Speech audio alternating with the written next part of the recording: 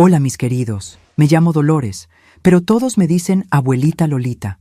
Tengo 71 años y nací aquí en la Ciudad de México en 1953. Hoy les voy a contar una historia que guardé en mi corazón por más de 50 años, una historia que nunca conté ni a mis propios hijos. Antes de comenzar de verdad, les pido a todos que se suscriban a este canal y den me gusta al video. También me encantaría saber desde dónde están viendo mi historia de vida y cuántos hijos o nietecitos tienen. Eso me haría muy feliz. Era 1971 cuando todo comenzó. Acababa de cumplir 18 años y necesitaba trabajar para ayudar en casa. Mi papá había fallecido el año anterior, víctima de un accidente en la construcción, y mi mamá se quedó sola conmigo y mis 3 hermanos menores. La pensión que recibía apenas alcanzaba para la renta de nuestra casita en la colonia San Felipe. Dolores, tú eres la mayor, me decía mi mamá conteniendo las lágrimas. Necesito que me ayudes a mantener esta familia. Yo entendía. A los 18 años ya sabía que la vida no era fácil para quien era pobre. Salí tocando de puerta en puerta buscando empleo en las tiendas del centro. Siempre me decían que necesitaba tener experiencia. En las casas de familia querían a alguien mayor, más confiable. Estaba casi dándome por vencida cuando una vecina me habló sobre la fábrica San José. Ahí contratan muchachas jóvenes, me dijo.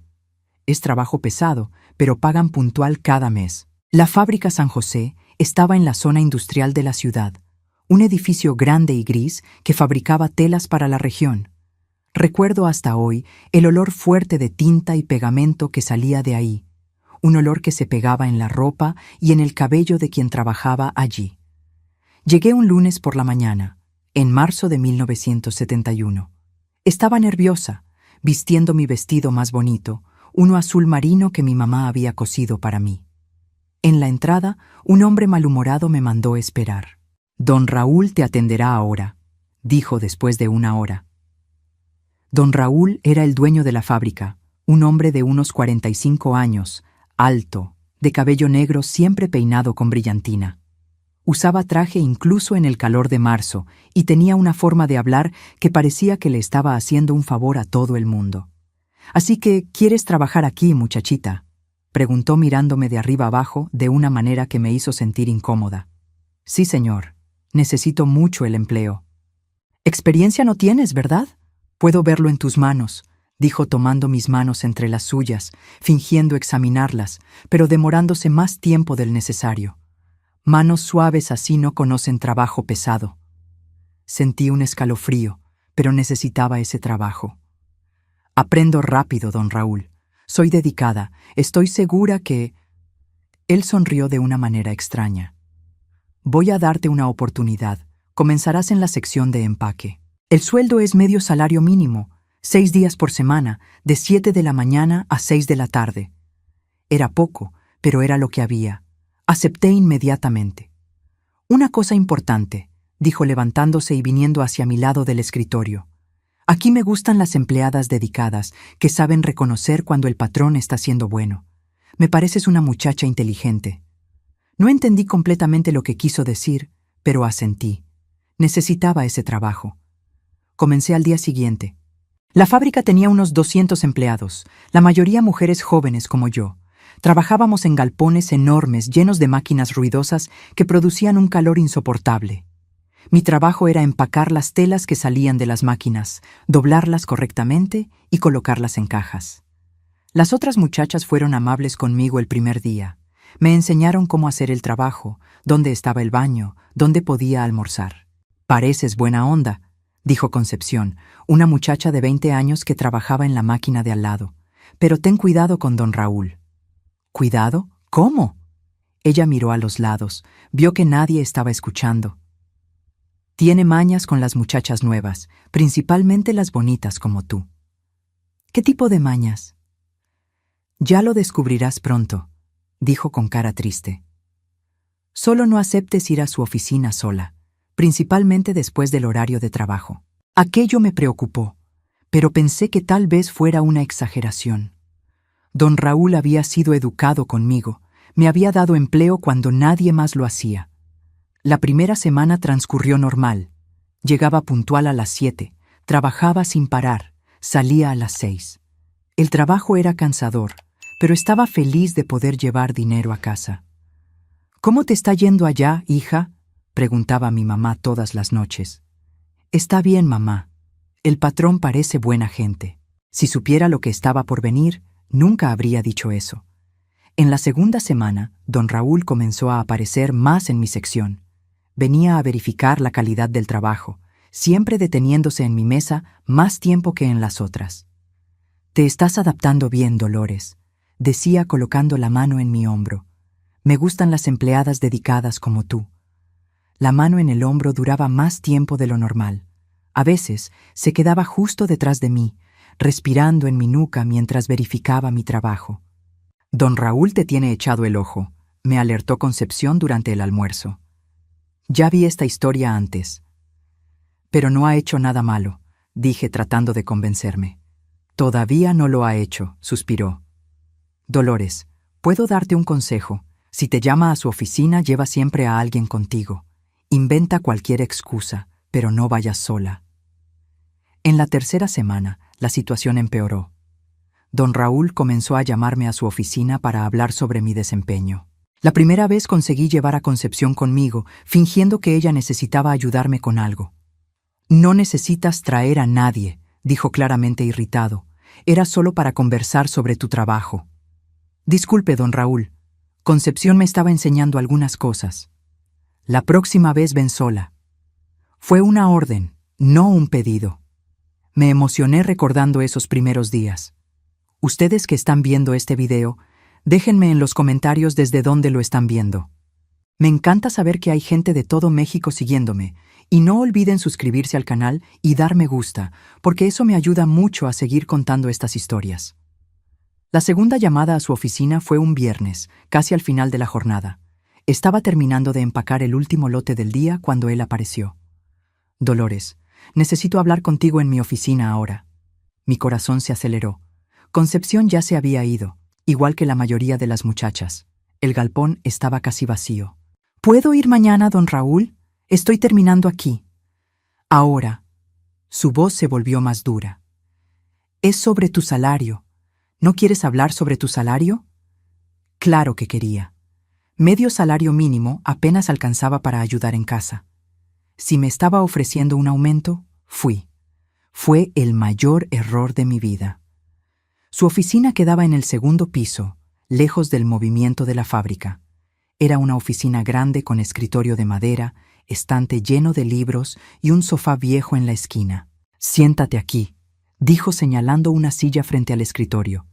Me senté nerviosa. Él se quedó de pie, caminando por la oficina, mirándome de una manera que me incomodaba. «Eres una muchacha lista, Dolores. Trabajadora. Me gusta eso». «Gracias, don Raúl.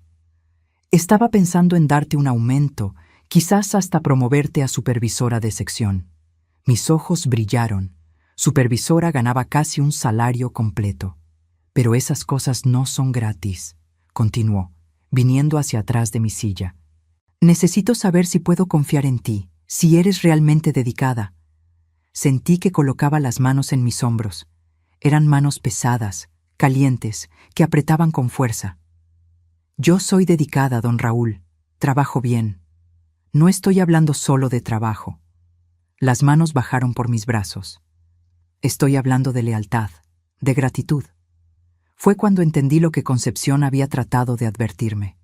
El corazón me latía acelerado. Las manos me sudaban. «Don Raúl, creo que es mejor que me vaya».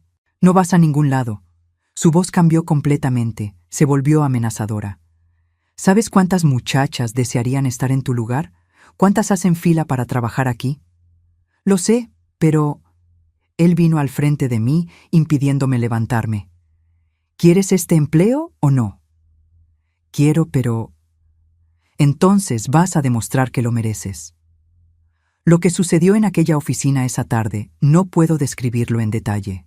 No porque no lo recuerde, recuerdo cada segundo, cada palabra, sino porque algunas cosas son demasiado pesadas para ser puestas en palabras. Él me lastimó, me humilló, me hizo entender que allí, en aquella fábrica, Yo no era empleada, era de su propiedad.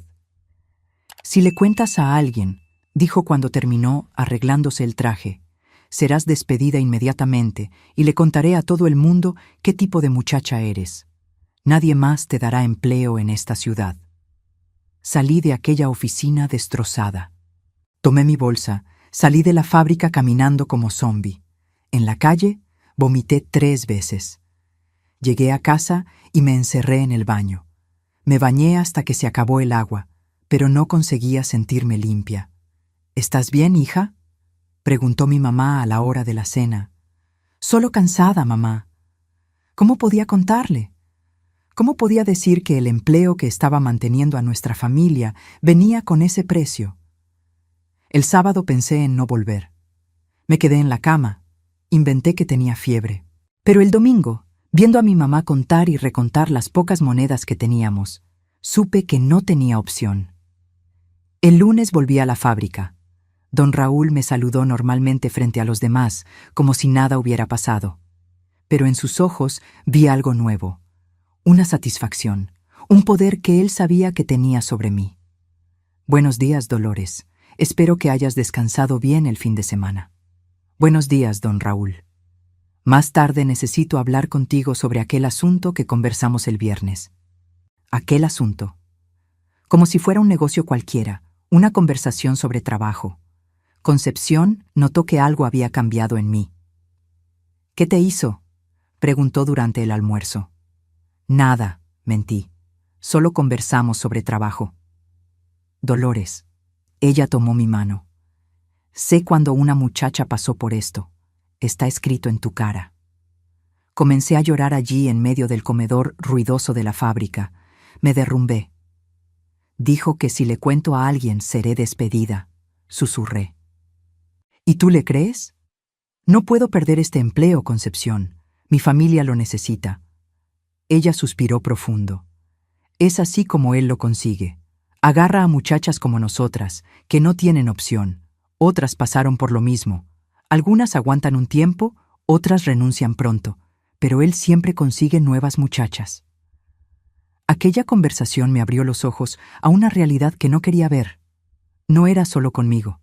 Era un sistema, una rutina. Don Raúl usaba la necesidad de las muchachas pobres para satisfacer sus deseos, y yo era solo una más en la lista. Ahora prepárense, porque esta historia de mi vida los va a impactar. Así que denle me gusta al video. Vamos a ayudar a esta viejita a llevar este video a todo México. Las semanas que siguieron fueron una pesadilla que yo revivía todos los días. Don Raúl había establecido una rutina diabólica. Cada 2 o 3 días me llamaba a su oficina al final de la jornada, siempre con la misma excusa de hablar sobre trabajo, siempre con la misma amenaza velada si yo no aparecía. Dolores, necesito verte a las 6:30, decía casualmente pasando por mi mesa durante el día. Tenemos que discutir tu productividad. Productividad. Como si aquello tuviera algo que ver con el trabajo. Intentaba inventar excusas. Intentaba postergar, pero él siempre encontraba una manera de presionarme. ¿Quieres seguir trabajando aquí, verdad? Era todo lo que necesitaba decir. Mi vida se volvió un infierno silencioso. Durante el día trataba de concentrarme en el trabajo, fingir que todo estaba normal, conversaba con las otras muchachas, almorzaba en el comedor, cumplía mi horario, pero por dentro estaba muriendo un poquito cada día. En casa, mi mamá comenzó a notar cambios. «Estás más delgada, hija», dijo una noche sirviéndome la cena. «¿Y esas ojeras?» «Es el trabajo, mamá. Es pesado. Pero estás ganando bien, ¿verdad? ¿No estás pasando apuros allá?» Si ella supiera qué tipo de apuros estaba pasando. Pero, ¿cómo contarle? ¿Cómo explicar que el dinero que ponía en la mesa cada mes venía con un precio que ninguna hija debería pagar? En el trabajo, Concepción trataba de ayudarme como podía. A veces inventaba urgencias para sacarme de su oficina, otras veces se quedaba cerca cuando él se acercaba a mí, pero no podía estar siempre ahí. «Necesitas denunciarlo», insistía. «Esto no puede continuar». «¿Denunciarlo a quién, Concepción? Él es el dueño de la fábrica. Conoce a toda la gente importante de la ciudad. A la policía. ¿La policía va a creer en una muchacha pobre contra un empresario respetado? Va a ser mi palabra contra la de él. Era 1971, gente. La mujer todavía no tenía voz en esas cosas, principalmente una mujer pobre, sin estudios, sin familia influyente. Yo sabía que si intentaba denunciar, sería yo quien saldría como mentirosa, como alguien queriendo aprovecharse del patrón. Los abusos se fueron volviendo peores, más violentos, más degradantes. Don Raúl se estaba volviendo más atrevido, más cruel. Era como si la impunidad lo dejara cada vez más valiente. En mayo de 1971, instaló una cerradura nueva en la puerta de su oficina. Para tener más privacidad en nuestras conversaciones, dijo sonriendo de aquella manera asquerosa. Privacidad. La palabra me daba náuseas. Fue en esa época que comencé a tener pesadillas. Me despertaba en medio de la madrugada sudando frío, con la sensación de que él estaba en mi cuarto. Perdí el apetito, perdí peso, perdí las ganas de vivir. «Dolores, no te ves bien», dijo mi mamá una mañana de junio. «¿No estarás enferma? Voy a hacer una cita con el doctor». «Estoy bien, mamá». «No estás bien para nada. Voy a sacarte una cita con el médico». «No necesito, mamá. Es solo cansancio». ¿Cómo explicar que mi enfermedad no tenía remedio en la farmacia? ¿Que lo que me estaba matando por dentro no aparecería en ningún examen? En el trabajo, intenté acercarme a otras muchachas, ver si alguien más estaba pasando por la misma situación. Descubrí que no era solo paranoia mía. Otras muchachas también eran llamadas para conversar con don Raúl.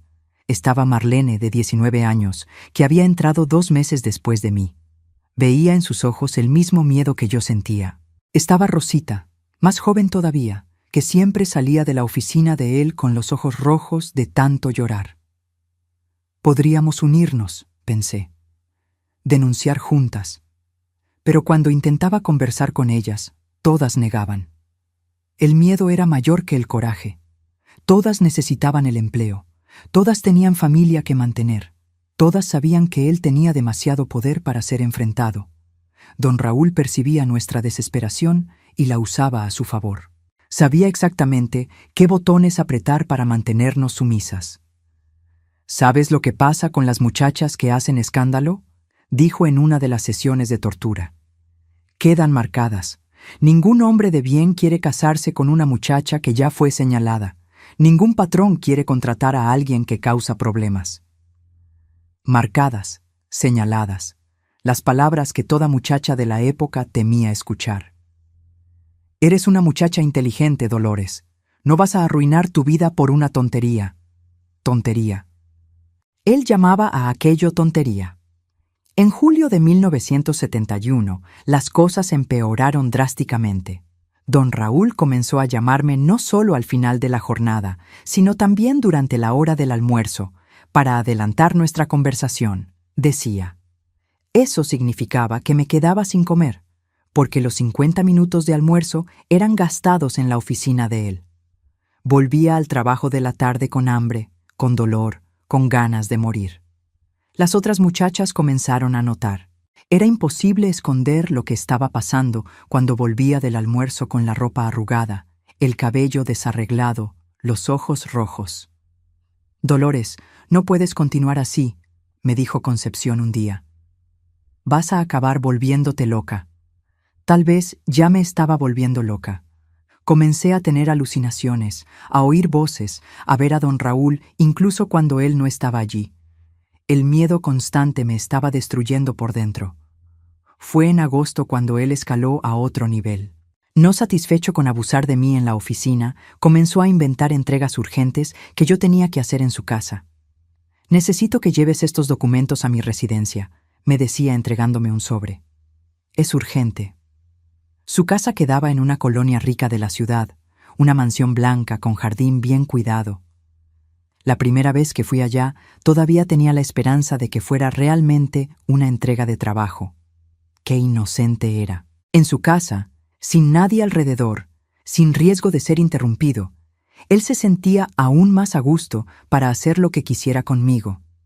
Era peor que en la fábrica, porque allá yo sabía que en algún momento tendría que salir, que otros empleados podían aparecer. En su casa estaba completamente a su merced. Aquí nadie puede interrumpirnos, decía cerrando la puerta con llave. Podemos tener más tiempo para nuestras conversaciones. Más tiempo significaba más sufrimiento, más humillación, más momentos en que deseaba morir. Comencé a faltar al trabajo. Inventaba enfermedades, fingía desmayos, cualquier cosa para no tener que enfrentar esa rutina de horror. Pero él siempre encontraba una manera de castigarme por las faltas.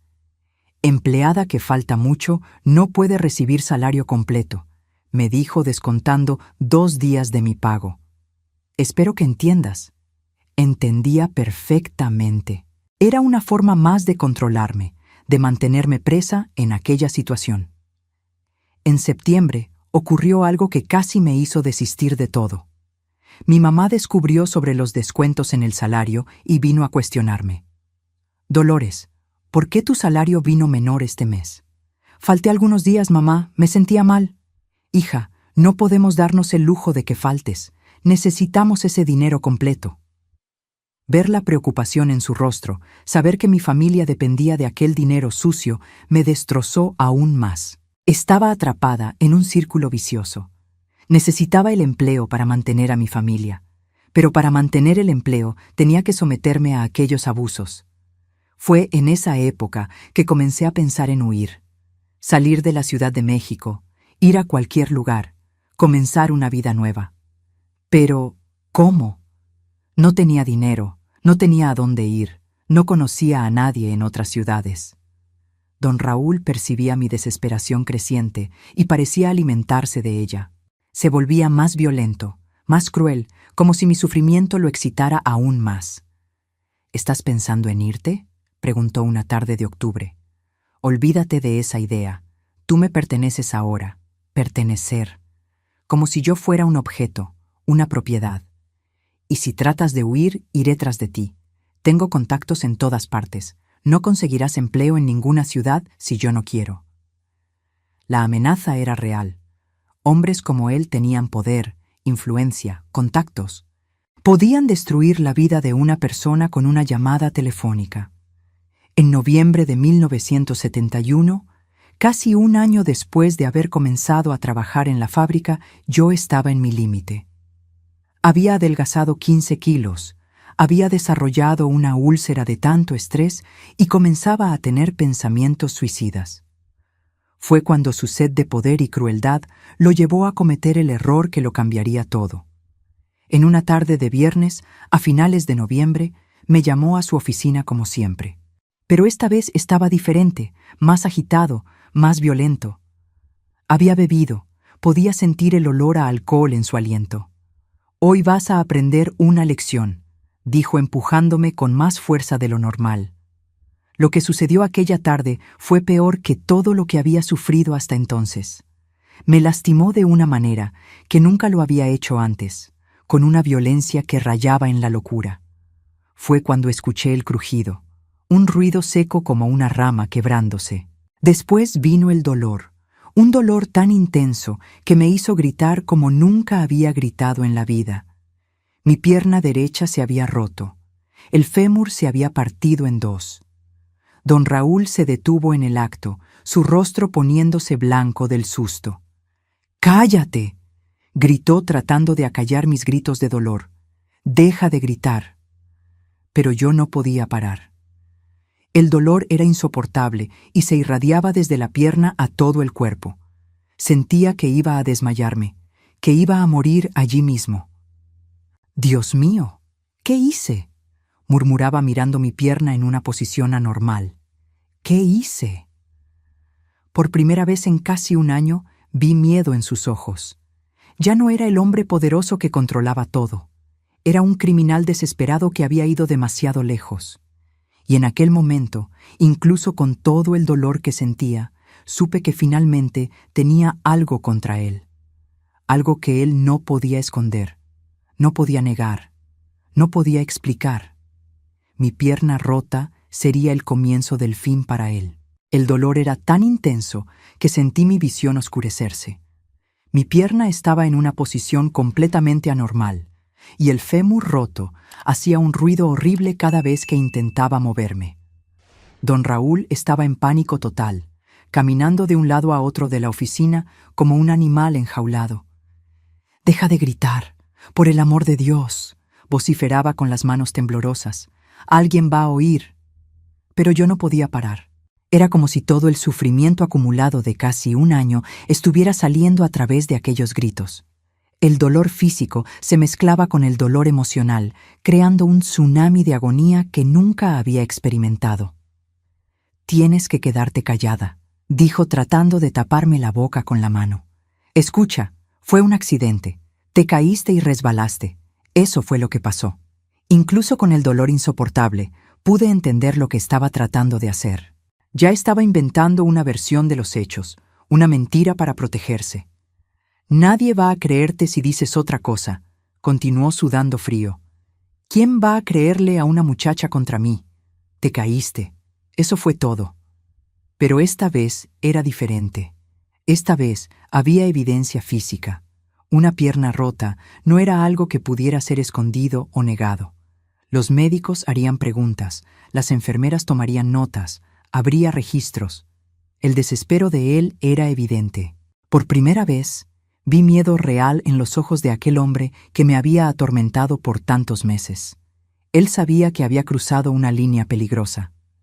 «Te voy a llevar al hospital», dijo tratando de levantarme. «Vamos a inventar una historia. Te caíste de la escalera de la fábrica, te golpeaste la pierna. Eso fue lo que pasó». Cuando intentó moverme, el dolor fue tan intenso que me desmayé por algunos segundos. Cuando volví en mí, estaba siendo cargada hacia su carro, un Ford negro que usaba para ir al trabajo. Durante el trayecto hasta el hospital, no paraba de repetir la versión que debíamos contar. «Estabas bajando la escalera de la fábrica cuando resbalaste. Te golpeaste la pierna en el escalón de hierro. Fue un accidente de trabajo, nada más». Cada bache en la calle hacía que mi pierna doliera aún más. Sentía como si los huesos se estuvieran haciendo pedazos dentro de mi carne. Pero en medio de toda aquella agonía, una parte de mi mente estaba calculando, planeando. Llegamos al Hospital San Vicente a las 7 de la noche. Don Raúl me cargó hacia adentro gritando a los enfermeros: «¡Ayuden aquí! Mi empleada se cayó en la fábrica. Se rompió la pierna». Los médicos me llevaron corriendo a una sala de emergencia. El doctor Antonio, un hombre de unos 50 años, comenzó a examinar mi pierna mientras los enfermeros trataban de calmarme. «¿Cómo sucedió esto?», preguntó tocando delicadamente en el área de la fractura. Miré a don Raúl, que estaba parado en la puerta de la sala, fulminándome con los ojos. Era mi oportunidad. Podía contar la verdad, denunciar todo allí mismo. Pero todavía tenía miedo.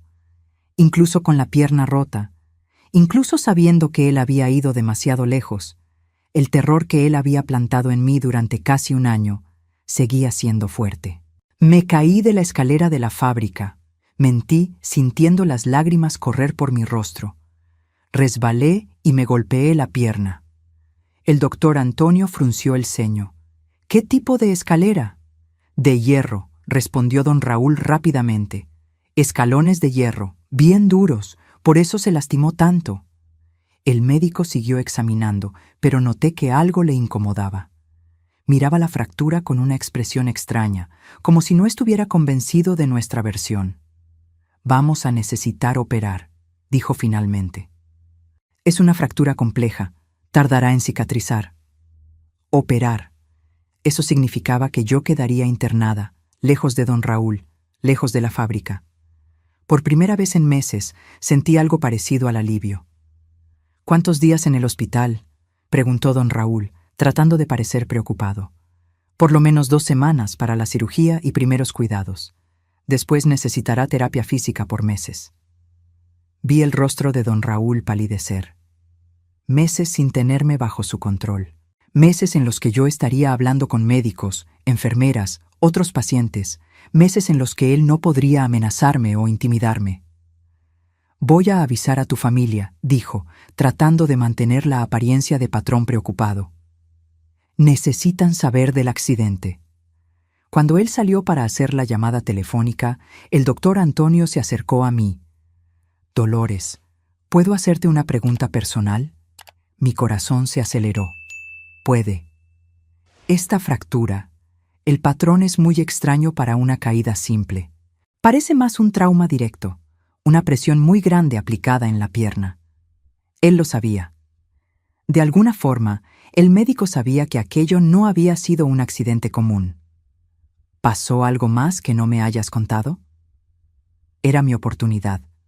Allí estaba un hombre educado, respetado, que podía ayudarme, que podía creerme. Pero el miedo todavía era más fuerte. No, doctor, fue como le dije.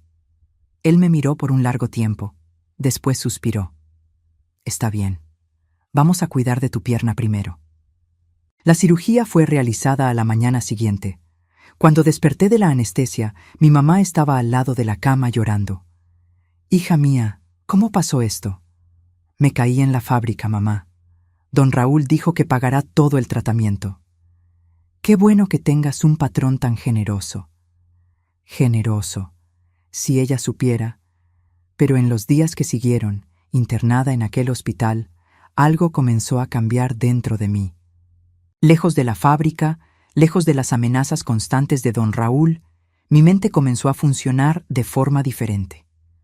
Las enfermeras eran amables conmigo, los otros pacientes conversaban, contaban historias, me trataban como ser humano. Yo había olvidado cómo era ser tratada con dignidad. Don Raúl aparecía todos los días, siempre con flores o frutas, representando el papel de patrón preocupado. Pero cuando nos quedábamos solos, mostraba su verdadera cara. Espero que no estés pensando en hablar tonterías con nadie, susurraba cuando nadie estaba escuchando. Recuerda que tu familia todavía me necesita. Pero sus amenazas comenzaron a sonar vacías. Él estaba nervioso, inseguro. Veía en sus ojos que tenía miedo de que yo cambiara mi versión. En el 5.º día de internación ocurrió algo que lo cambió todo. El doctor Antonio vino a conversar conmigo nuevamente, pero esta vez trajo a alguien con él. Una mujer de unos 40 años, muy seria. Dolores, esta es la doctora Elena, nuestra psicóloga. Le gustaría conversar contigo. ¿Psicóloga? Mi corazón se aceleró. ¿Por qué querían que yo hablara con una psicóloga? Es rutina, explicó la doctora Elena. Siempre conversamos con pacientes que sufrieron traumas para ayudar en la recuperación. Nos quedamos solas en el cuarto. Ella acercó una silla y se sentó muy cerca de mi cama. ¿Cómo te estás sintiendo, Dolores? La pierna está doliendo menos. No estoy hablando de la pierna, estoy hablando de ti como persona. La pregunta me tomó por sorpresa. Nadie nunca me había preguntado cómo me sentía como persona. No sé, normal, creo. El doctor Antonio me contó que tu fractura es bastante inusual. Él tiene experiencia con accidentes de trabajo y me dijo que nunca vio nada parecido. Sentí la sangre helarse. Pero fue eso lo que pasó. Me caí de la escalera. Dolores, sabes que puedes contar la verdad conmigo, ¿verdad? Nada de lo que digas aquí saldrá de esta sala sin tu permiso. Por un momento pensé en contarlo todo, pero el miedo todavía era muy fuerte. Fue un accidente, doctora. Ella me miró por un tiempo. Después suspiró. Está bien, pero si cambias de idea, puedes llamarme a cualquier hora. Aquella noche no pude dormir. Me quedé pensando en la conversación con la doctora Elena, en la desconfianza del doctor Antonio, en el nerviosismo de don Raúl. Por primera vez en casi un año, sentí una pequeña esperanza. Tal vez no estuviera tan sola como pensaba. En el 7.º día, recibí una visita inesperada. Concepción apareció en el hospital trayendo flores y una expresión preocupada. Dolores, ¿cómo estás? Todo el mundo en la fábrica está hablando de tu accidente. Estoy mejor. Pronto volveré al trabajo. ¿Estás segura de que fue un accidente? Preguntó en voz baja, mirando hacia los lados. ¿Por qué preguntas eso? Porque te conozco hace casi un año. Sé cómo caminas, cómo subes y bajas las escaleras. Eres muy cuidadosa, no eres del tipo que resbala. Concepción me estaba dando una apertura, una oportunidad de contar la verdad a alguien que ya lo sabía, que ya sospechaba.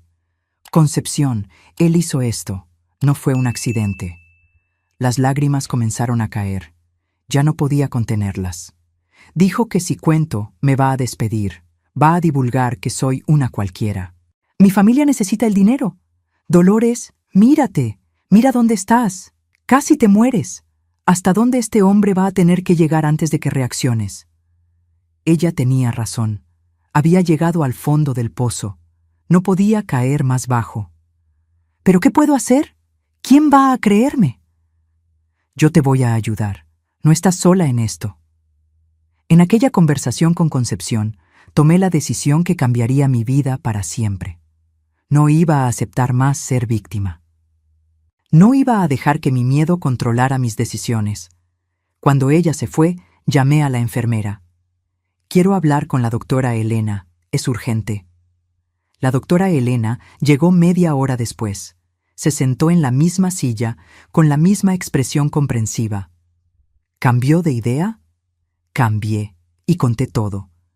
Cada abuso, cada amenaza, cada humillación. Conté sobre las otras empleadas que pasaban por lo mismo. Conté cómo él usaba nuestra necesidad económica para mantenernos presas. Ella escuchó todo en silencio, tomando notas, haciendo preguntas puntuales. Cuando terminé, estaba exhausta, pero aliviada. Por primera vez en casi un año, había contado mi verdad a alguien. Dolores, fuiste muy valiente al contarme esto. Ahora necesitas decidir qué quieres hacer. ¿Qué puedo hacer? Puedes denunciar. Tenemos evidencias médicas de la violencia. Tenemos tu declaración. Puedo ponerte en contacto con abogados que trabajan con casos así. ¿Y si nadie me cree? Habrá gente que no te creerá, pero también habrá gente que sí lo hará, y eso puede impedir que otras muchachas pasen por lo que tú pasaste. Pensé en las otras empleadas de la fábrica, en Marlene, en Rosita, en las que todavía vendrían. ¿Cuántas muchachas don Raúl iba a destruir si nadie lo detenía? Quiero denunciar, dije con una firmeza que no sentía hace meses. Quiero que pague por lo que hizo. La doctora Elena sonrió por primera vez. Entonces vamos a comenzar a trabajar. En los días siguientes, todavía internada, comenzamos a construir el caso contra don Raúl. La doctora Elena me puso en contacto con el doctor Mauricio, un abogado joven que trabajaba con casos de trabajadores. Tu caso es fuerte, me dijo después de escuchar toda la historia. Tenemos evidencia médica, testigos, un patrón de comportamiento. Podemos procesarlo por agresión, acoso sexual y una serie de otras cosas. Pero él tiene dinero, influencia. Y nosotros tenemos la verdad. A veces eso basta. Don Raúl seguía apareciendo en el hospital, cada vez más nervioso. Notaba que algo había cambiado, que yo ya no estaba con el mismo miedo de antes. Estás diferente, dijo en una de las visitas. Espero que no estés haciendo ninguna tontería. No estoy haciendo ninguna tontería, respondí mirándolo directamente a los ojos. Estoy haciendo justicia. Vi su rostro cambiar de color. Sabía que yo había hablado. No sabes con quién te estás metiendo, susurró furioso. Voy a destruirte a ti y a tu familia. Ya intentaste destruirme, pero no lo conseguiste. Fue la primera vez en casi un año que respondí a él sin miedo, y aquella sensación de poder, de no ser más víctima, era embriagadora. 3 días después, recibí el alta del hospital. Mi pierna todavía estaba enyesada, necesitaba muletas, pero estaba libre. Y por primera vez en meses, libre de verdad, porque ahora tenía un arma contra él, tenía valor, tenía aliados, tenía un plan. La guerra había comenzado, y esta vez yo no iba a perder. Cuando salí del hospital con aquellas muletas bajo el brazo, sentí algo que no experimentaba hace casi un año: esperanza. La pierna todavía dolía mucho, pero mi alma estaba más ligera. Por primera vez desde que comencé a trabajar en aquella maldita fábrica, tenía un plan. El doctor Mauricio me había explicado todo al detalle, Íbamos a demandar a don Raúl por agresión, acoso sexual y crear un precedente que pudiera proteger a otras mujeres. Pero él fue claro conmigo sobre los desafíos. Dolores, no va a ser fácil. Él va a tratar de desacreditarte, va a usar abogados caros, va a intentar sobornar testigos. Necesitas estar preparada para una guerra. Guerra. La palabra me asustaba, pero al mismo tiempo me daba energía. Después de tanto tiempo siendo víctima, finalmente iba a poder luchar. El primer paso era recolectar evidencias. Necesitábamos más testigos, documentos, cualquier cosa que probara el patrón de comportamiento de él. El doctor Mauricio me orientó a buscar otras empleadas que hubieran pasado por la misma situación. Pero antes de eso, tuve que enfrentar a mi familia. Cuando llegué a casa aquella tarde de diciembre de 1971, mi mamá me recibió con una mezcla de alivio y preocupación. «Gracias a Dios estás bien, hija. Don Raúl pasó por aquí ayer. Dijo que puedes quedarte ausente el tiempo que necesites. ¡Qué hombre bueno!, ¿no?» «Hombre bueno. Si ella supiera. Mamá, necesito hablar contigo sobre algo muy importante». Nos sentamos en la cocina de nuestra casita simple. Mi mamá sirvió un café y se quedó mirándome con aquella expresión maternal que siempre me calmaba. «¿Qué pasó, hija? Estás extraña desde que volviste del hospital». Respiré hondo. Contar la verdad a la doctora Elena había sido difícil, pero contar a mi propia mamá sería devastador, como romper el corazón de la mujer que me crió. ¿Cómo decir que el empleo que mantenía a nuestra familia venía con ese precio horrible? «Mamá, lo que me pasó en la fábrica no fue un accidente». Ella frunció el ceño. «¿Cómo que no fue un accidente?» «Don Raúl, él me lastimó a propósito, durante una cosa que me estaba haciendo». Vi la confusión en sus ojos transformarse lentamente en horror a medida que yo contaba la historia. Cada palabra era como una puñalada en mi propio corazón, porque sabía cuánto estaba lastimándola. «Hija mía, por Dios», susurró cuando terminé, las lágrimas corriendo por su rostro. «¿Por qué no me contaste antes?» «Porque tenía miedo, mamá. Miedo de perder el empleo, miedo de que nadie me creyera, miedo de que él cumpliera las amenazas». Ella me abrazó con tanta fuerza que casi no pude respirar. Sentí sus lágrimas mojando mi cabello. «Perdóname, hija. Perdóname por no haberme dado cuenta. Perdóname por obligarte a cargar esto sola». «No fue tu culpa, mamá». «Sí fue. Una madre tiene que proteger a sus hijos. Yo fallé». En aquel abrazo, sentí que tenía una aliada más en mi guerra contra don Raúl. Mi mamá siempre fue una mujer fuerte, y ahora esa fuerza estaba de mi lado. En los días siguientes, comencé la investigación informal que el doctor Mauricio había sugerido. Primero busqué a Concepción.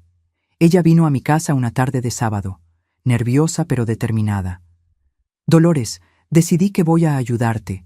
Me cansé de quedarme callada viendo a ese hombre destruir la vida de las muchachas». «¿Estás segura? Puede ser peligroso». «Claro que estoy segura, y no soy solo yo. Marlene y Rosita también quieren hablar». Mi corazón se aceleró. Otras víctimas dispuestas a testificar. Eso lo cambiaba todo. «Pero hay más», continuó Concepción. «Juanita, que trabajó allá hasta el año pasado, también quiere declarar, y ella tiene una historia que te va a impactar». Juanita era una muchacha que había renunciado súbitamente a mediados de 1971. En aquella época nadie entendió por qué, ya que ella necesitaba mucho el empleo. Marcamos un encuentro en la casa de Concepción para el domingo siguiente. Cuando llegué allá, cojeando con mis muletas, encontré a 4 mujeres sentadas en la mesa de la cocina, todas con la misma expresión de miedo y determinación. «Gracias por venir», dije sentándome con dificultad. «Sé que no es fácil». Marlene fue la primera en hablar. Confirmó todo lo que yo imaginaba. Los mismos abusos, las mismas amenazas, el mismo patrón de comportamiento. «Comenzó 2 meses después de que entré», dijo con voz temblorosa. «Primero eran solo insinuaciones, después evolucionó a tocamientos, después...». No necesitó completar. Todas sabíamos. Rosita, más joven que todas nosotras, apenas conseguía hablar de tanto que lloraba. pero confirmó que había pasado por lo mismo. Juanita fue quien trajo la revelación más impactante. Muchachas, ¿ustedes creen que somos las únicas? Ese hombre hace esto desde hace años, desde que abrió la fábrica en 1965. ¿Cómo lo sabes? Porque hablé con otras muchachas que trabajaron allá antes. Sonia, que salió en 1969, pasó por lo mismo. Regina, de 1968, también, y hay más. Más. ¿Cuántas éramos? ¿Cuántas vidas él había destruido a lo largo de los años? Juanita, ¿por qué nunca denunciaste? Por las mismas razones que ustedes. Miedo, vergüenza, necesidad. Pero cuando supe lo que te pasó, Dolores, decidí que ya no se podía más. Salimos de aquella reunión con un plan claro. Íbamos a unirnos, todas juntas, y derribar a aquel monstruo. El doctor Mauricio se entusiasmó cuando supo que teníamos 5 testigos dispuestas a declarar. Con esto tenemos un caso sólido, me dijo. Ya no es la palabra de una empleada contra la del patrón. Es un patrón sistemático de abuso. Pero don Raúl no estaba quieto. Cuando supo que yo no había vuelto al trabajo después del periodo de ausencia médica, comenzó a moverse. Primero intentó la intimidación directa. Apareció en mi casa una noche de enero de 1972, golpeando la puerta con fuerza. «Dolores, necesito hablar contigo». Mi mamá atendió la puerta, pero se mantuvo firme. «Ella no quiere hablar con usted. Es sobre su empleo, sobre el futuro de la familia de ustedes». Salí de la cocina cojeando, todavía con muletas. Por primera vez estaba cara a cara con él, fuera del ambiente de la fábrica, lejos del poder que ejercía allá. ¿Qué quiere? Quiero hacerte una propuesta. Vuelve al trabajo, olvídate de esas tonterías que te están metiendo en la cabeza y te doblo el salario. Doblar el salario era mucho dinero para nuestra familia. Sería la diferencia entre pasar necesidad y vivir con dignidad. ¿Y si no acepto? Entonces las cosas se van a poner difíciles para ti y para tu familia. La amenaza estaba clara, pero yo ya no era la muchacha asustada de un año atrás. No acepto, dije mirándolo directamente a los ojos. Y si se acerca a mi familia otra vez, voy a llamar a la policía. Él se puso rojo de rabia, pero no podía hacer nada allí delante de mi mamá, en la calle donde los vecinos podían ver. «Te vas a arrepentir», susurró antes de irse. En los días siguientes comenzaron las represalias. Primero esparcieron rumores sobre mí en la colonia, que era mentirosa, fácil, que estaba tratando de extorsionar a un hombre honesto.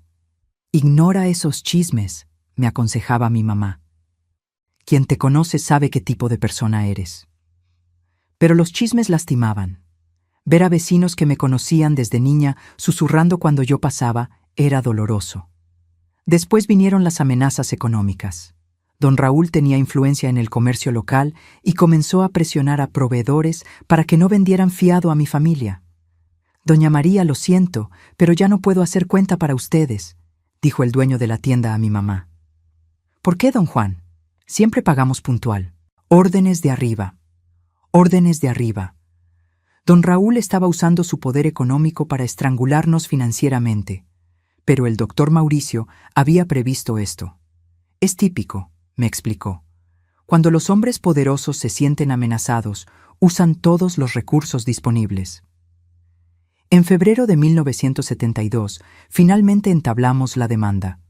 El doctor Mauricio había preparado todo meticulosamente: declaraciones de las víctimas, informes médicos, evidencias del patrón de comportamiento.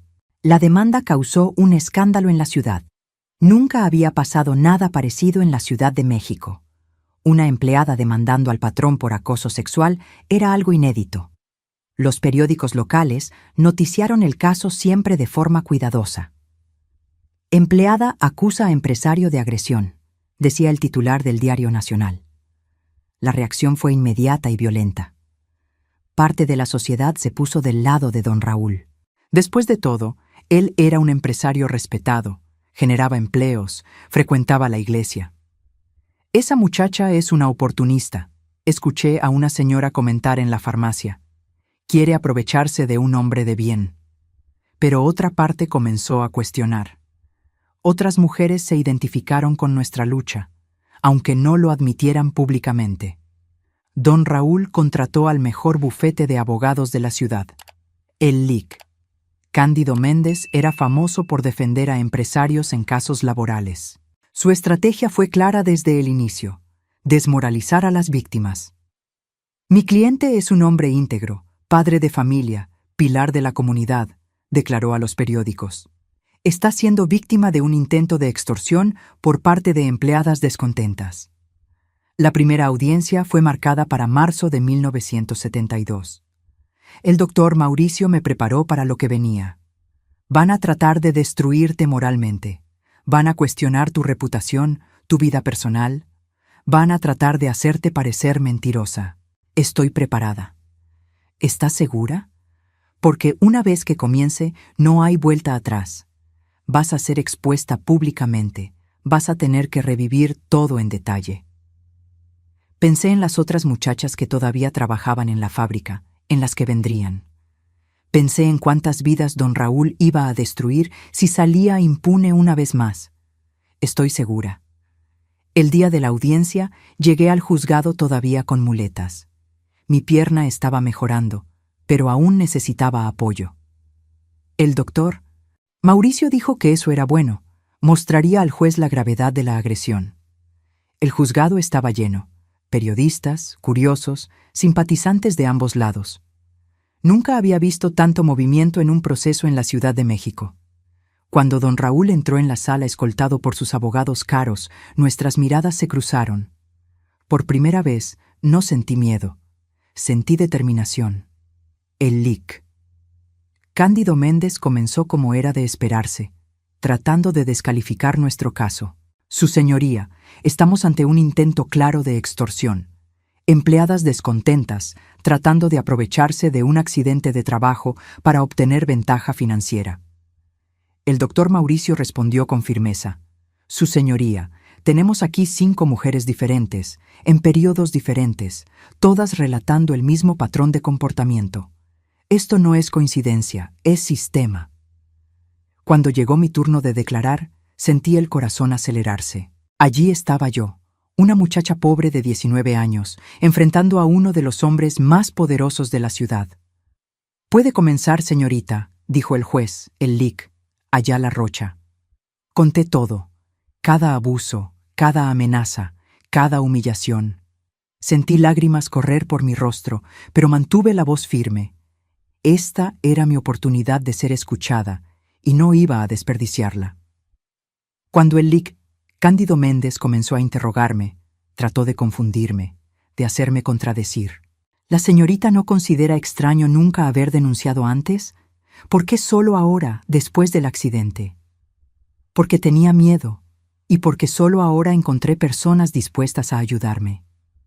¿La señorita no está inventando esta historia para conseguir dinero? Si fuera por dinero, habría aceptado la propuesta que él me hizo de doblar mi salario.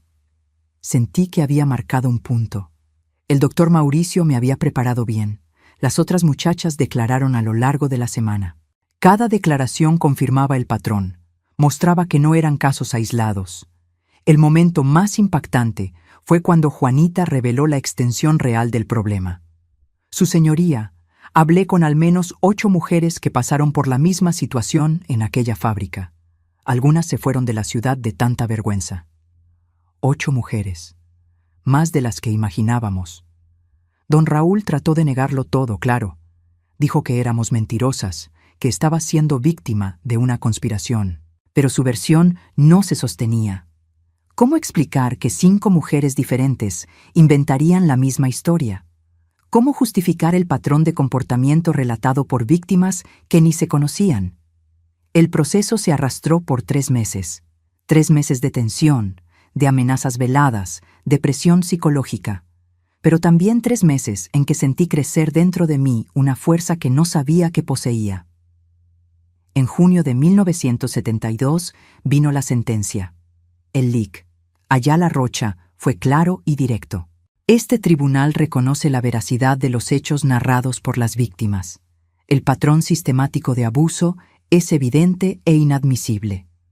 Don Raúl fue condenado a 2 años de prisión, pago de indemnización para todas las víctimas y cierre temporal de la fábrica. Cuando escuché la sentencia, me deshice en lágrimas, no de tristeza, sino de alivio. Había vencido. Habíamos vencido. Don Raúl trató de apelar, pero los tribunales superiores confirmaron la condena. En septiembre de 1972 fue encarcelado. Ver a aquel hombre que me había aterrorizado por tanto tiempo siendo llevado esposado fue una de las visiones más liberadoras de mi vida. La victoria tuvo un precio. Perdimos amigos, enfrentamos prejuicios, pasamos dificultades financieras. Pero valió cada sacrificio porque probamos que era posible, que muchachas pobres podían enfrentar a hombres poderosos y vencer, que la justicia no era privilegio solo de los ricos. Y principalmente, salvamos a otras muchachas de pasar por lo que habíamos pasado. La fábrica fue reabierta meses después, pero con nueva dirección y políticas estrictas de protección a las empleadas. Nuestra victoria resonó por toda la región. Otras mujeres se animaron a denunciar abusos. Otros procesos fueron abiertos. Habíamos plantado una semilla de cambio que florecería por décadas. Después de la condena de don Raúl en septiembre de 1972, pensé que mi vida finalmente podría seguir un rumbo normal. ¡Qué ingenua era! La victoria en la justicia fue apenas el comienzo de una jornada aún más desafiante. Reconstruir mi vida desde cero a los 19 años, con una pierna que nunca más sería la misma y una reputación manchada por los rumores que circulaban por la ciudad. La indemnización que recibí fue significativa para los estándares de la época. 15,000 pesos, una cantidad que representaba casi 2 años de salario. Pero el dinero vino con un precio emocional alto. Cada centavo de aquel valor representaba una humillación sufrida, una noche de terror vivida, un pedazo de mi dignidad que había sido robado. Ahora puedes descansar, mi mamá dijo cuando el dinero llegó. Puedes cuidarte, tratarte bien. Pero descansar era lo último que quería. Durante aquellos meses de proceso, había descubierto una fuerza interior que ni sabía que existía. Había probado para mí misma que podía enfrentar gigantes y vencer. Y ese descubrimiento había despertado en mí una ambición que jamás imaginé tener. El problema era, ¿qué futuro podría construir una muchacha como yo? Mi pierna derecha había quedado con secuelas permanentes de la fractura. Cojeaba levemente y sentía dolores cuando estaba mucho tiempo de pie. Trabajos que exigían esfuerzo físico estaban descartados. Además, mi reputación en la ciudad estaba complicada. La mitad de las personas me veía como heroína, la muchacha valiente que había enfrentado a un poderoso. La otra mitad me consideraba una oportunista que había armado un escándalo contra un hombre de bien. Dolores, podrías buscar empleo en alguna oficina, sugirió Concepción en una de nuestras conversaciones. Con tu inteligencia serías perfecta para trabajo administrativo. Intenté en algunas oficinas de la ciudad, pero siempre tropezaba con el mismo problema. Mi nombre estaba asociado al escándalo, y muchos empleadores temían contratar a alguien que daba problemas. Lo siento, dijo el gerente de una oficina de contabilidad, pero nuestra empresa valora la discreción. No podemos correr riesgos. Riesgos, como si luchar por mis derechos fuera un defecto de carácter. Fue en esa época de incertidumbres cuando algo inesperado ocurrió. El doctor Mauricio, mi abogado, me hizo una propuesta que cambiaría completamente el rumbo de mi vida. Dolores, tienes un talento natural para la organización y la comunicación. Lo vi durante todo el proceso. ¿Qué tal trabajar conmigo? ¿Trabajar? ¿Cómo qué, doctor? Como asistente jurídica. Puedo enseñarte lo básico del derecho.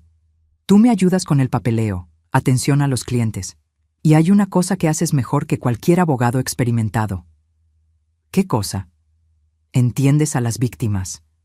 Cuando una mujer llega aquí, sufriendo abuso, acoso, violencia, necesita a alguien que entienda por lo que está pasando, alguien que ya haya estado ahí. La propuesta me emocionó y me asustó al mismo tiempo. Trabajar con derecho siempre me había parecido algo muy distante de mi realidad. Pero el doctor Mauricio estaba ofreciendo no solo un empleo, estaba ofreciendo un propósito. pero no tengo suficientes estudios. Estudios se consiguen. Tú tienes algo mucho más raro, experiencia de vida y valor para usar esa experiencia en beneficio de otros. Acepté la propuesta. En octubre de 1972, mi primer día en el despacho fue aterrador. Yo, una muchacha que apenas había terminado la secundaria, rodeada de libros de derecho, códigos, procesos complejos. Pero el doctor Mauricio fue paciente. Me enseñó a organizar documentos, redactar escritos simples, atender clientes, y descubrí que tenía facilidad para aquello. Lo más importante, cuando mujeres víctimas de violencia llegaban al despacho, conseguía establecer una conexión que ningún abogado hombre lograría. Ella nos entiende, escuché a una cliente comentar con otra. No es solo profesional, es personal. En enero de 1973, el doctor Mauricio me hizo otra propuesta revolucionaria. Dolores, ¿qué tal hacer la preparatoria? Terminar el bachillerato. ¿A los 20 años? Nunca es tarde para estudiar.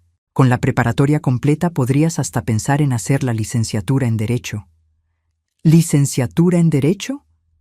La idea me pareció absurda en la época. Una muchacha pobre, hija de obrero muerto, víctima de abuso sexual, estudiando Derecho. Eso no existía en mi mundo, pero la semilla estaba plantada.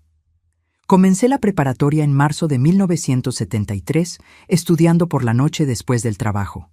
Era pesado. Trabajaba de 8 a 5 en el despacho, después corría para la escuela de 7 a 10 de la noche. Mi pierna dolía mucho al final del día, pero mi mente estaba más activa que nunca. Descubrí que adoraba estudiar, que tenía facilidad para aprender. «Estás diferente», comentó mi mamá algunos meses después. ¿Diferente cómo? Más determinada. Determinada era la palabra correcta. Por primera vez en la vida tenía objetivos claros. Quería graduarme, quería entender profundamente el derecho, quería usar mi conocimiento para ayudar a otras mujeres. En 1974, algo ocurrió que cambió completamente mi perspectiva sobre el futuro. Una cliente llegó al despacho en una situación que me hizo revivir mis propios traumas. Se llamaba Sandra, tenía 18 años y estaba siendo abusada por el patrón en la tienda donde trabajaba. La historia era asustadoramente similar a la mía. Él dijo que si cuento a alguien, va a divulgar que soy una cualquiera, me contó llorando. Mi familia necesita mi salario. Era como mirar en un espejo del pasado. La misma manipulación, el mismo miedo, la misma sensación de estar atrapada. Sandra, dije tomando su mano, sé exactamente por lo que estás pasando. Y sé que parece imposible salir de esa situación, pero es posible. Le conté mi historia. Vi sus ojos llenarse de esperanza a medida que percibía que no estaba sola, que alguien había pasado por el mismo infierno y conseguido salir. ¿Realmente crees que puedo vencer? Estoy segura y voy a ayudarte. El caso de Sandra fue mi primero como asistente principal. El doctor Mauricio me dio libertad total para conducir la investigación, recolectar declaraciones, preparar la estrategia. Descubrimos que el patrón de ella tenía el mismo patrón de conducta que don Raúl. Otras empleadas habían sido víctimas, pero todas estaban con miedo de hablar. Usé la misma táctica que había funcionado en mi caso. Reunir a las víctimas, mostrarles que no estaban solas, construir un caso sólido basado en el patrón de comportamiento. En 6 meses conseguimos no solo la condena del agresor, sino también un acuerdo financiero que permitió a Sandra mudarse a otra ciudad y recomenzar la vida. «Gracias», me dijo el día de la sentencia. «Me salvaste». En aquel momento entendí cuál era mi verdadero propósito en la vida. No era apenas sobrevivir a mis traumas, era transformarlos en herramienta de liberación para otras mujeres. Terminé la preparatoria en diciembre de 1974 con calificaciones excelentes. El doctor Mauricio organizó una pequeña fiesta en el despacho para celebrar. «Ahora viene la parte seria», dijo. «Examen de admisión para Derecho». El examen de admisión de 1975 fue una de las experiencias más desafiantes de mi vida. Yo, a los 22 años, compitiendo con jóvenes de clase media que habían tenido acceso a cursos caros, escuelas privadas, bibliotecas en casa. Estudié como nunca había estudiado antes. Me despertaba a las 5 de la mañana para repasar materias antes del trabajo. En el almuerzo, en vez de comer, me quedaba leyendo. Por la noche, después de la cena, estudiaba hasta la medianoche. Mi mamá se preocupaba con mi obsesión por los estudios. «Hija, vas a enfermarte así». «Mamá, esta es mi única oportunidad. Si no paso este año, tal vez nunca más tenga el valor de intentar». El día del examen llegó en diciembre de 1975. Recuerdo cada detalle de aquella mañana: el nerviosismo, las manos sudadas, la sensación de que todo mi futuro dependía de aquellas pocas horas. La prueba fue difícil, pero sentí que me había salido bien, principalmente en la redacción, donde pude hablar sobre justicia social y derechos de las mujeres, temas que conocía no solo en la teoría, sino en la práctica. El resultado salió en febrero de 1976. Cuando vi mi nombre en la lista de aprobados, comencé a llorar allí mismo frente a la universidad. Lo había conseguido. Una muchacha pobre, víctima de abuso, coja de una pierna, había aprobado el examen de admisión para Derecho en una de las mejores universidades de Ciudad de México. «Felicidades», dijo un compañero aprobado. «Debes haber estudiado mucho». Si él supiera que yo había estudiado no solo libros, sino la vida, que mi educación había comenzado en aquella sala de tortura de don Raúl, continuado en las audiencias del tribunal, y ahora finalmente llegaba a la universidad. El primer día de clases fue en marzo de 1976. Cuando entré en aquella aula llena de jóvenes de clase media, todos bien vestidos, todos confiados, sentí que no pertenecía a aquel lugar. «¿Tú vas a estudiar Derecho?», preguntó un compañero mirando mi ropa sencilla. «Pensaba que eras la de la limpieza». La observación me lastimó, pero también me motivó. Iba a probar que pertenecía allí tanto como cualquiera de ellos. La universidad fue un desafío constante. Muchos profesores tenían prejuicios contra alumnos mayores, principalmente mujeres. Algunos compañeros me veían como curiosidad, la muchacha pobre que había tenido suerte de conseguir entrar.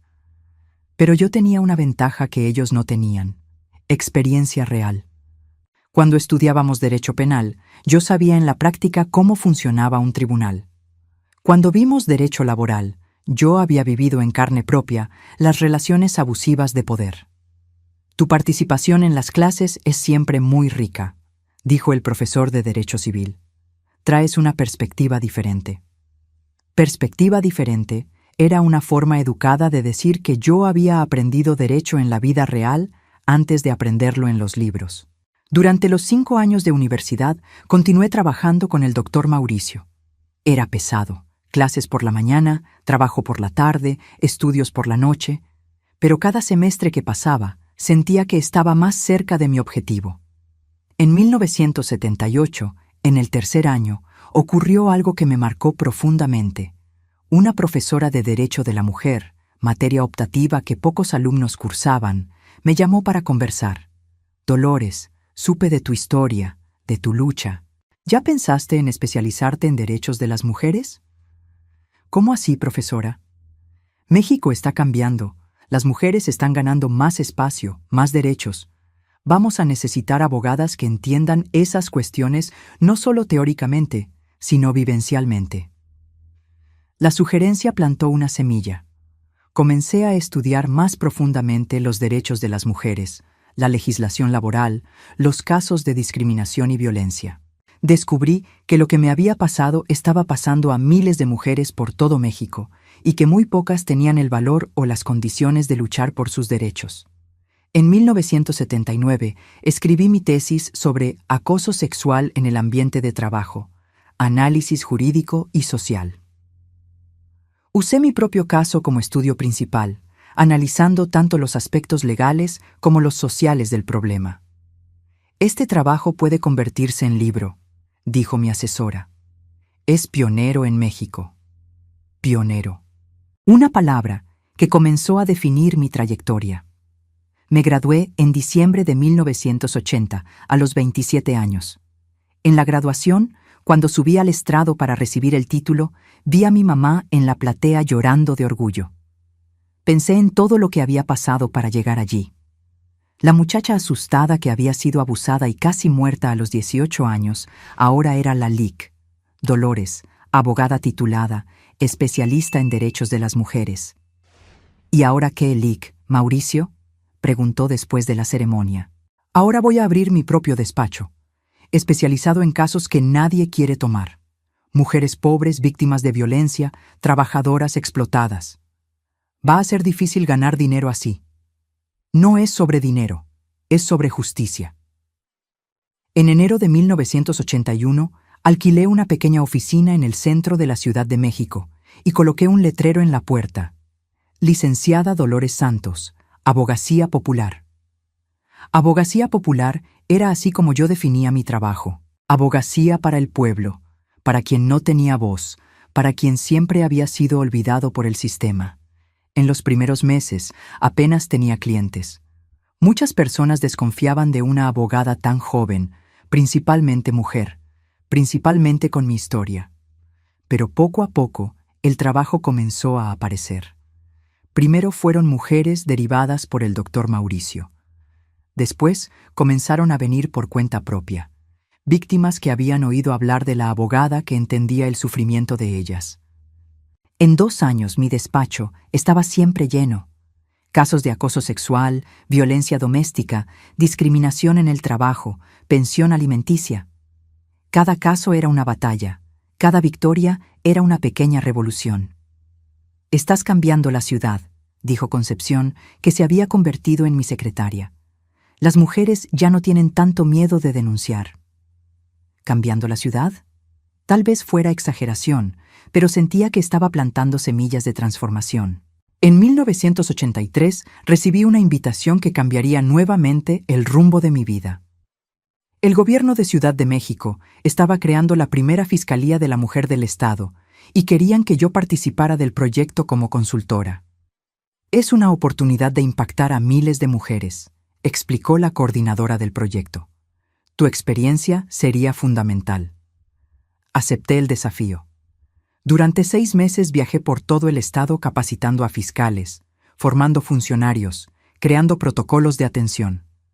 Fue gratificante ver que mi lucha individual se había transformado en política pública, que otras mujeres tendrían acceso a una atención digna, respetuosa, eficiente. Pero el trabajo más importante todavía estaba por venir. En 1984 decidí escribir un libro contando mi historia completa. «¿Por qué ahora?», preguntó mi mamá. «Porque otras muchachas necesitan saber que es posible, que se puede transformar dolor en propósito, trauma en fuerza». El libro tardó 2 años en quedar listo. Del trauma a la transformación, una jornada de supervivencia y victoria. Fue publicado en 1986 y causó impacto nacional. «Tu historia es inspiradora», dijo una periodista de la revista Siempre. «Enseña a superar cualquier adversidad». ¿Superar la adversidad? Sí, era posible. Pero más que eso, era posible transformar la adversidad en combustible para el cambio social. El libro me trajo reconocimiento nacional. Comencé a dar conferencias por todo el país, a participar en programas de televisión, a ser consultada por periodistas. Pero lo más importante, comenzaron a buscarme mujeres de todos los rincones de México. Cartas, llamadas telefónicas, personas que viajaban horas para conocerme. «Tu historia me dio valor», decía cada una. «Si tú pudiste, yo también puedo». Y podían. Una por una, esas mujeres iban superando sus traumas, construyendo nuevas vidas, transformándose de víctimas en protagonistas. En 1987, a los 34 años, miré hacia atrás y vi el camino que había recorrido. De la muchacha quebrada de 18 años a la abogada respetada nacionalmente. Del trauma a la transformación. Pero sabía que mi jornada apenas estaba comenzando.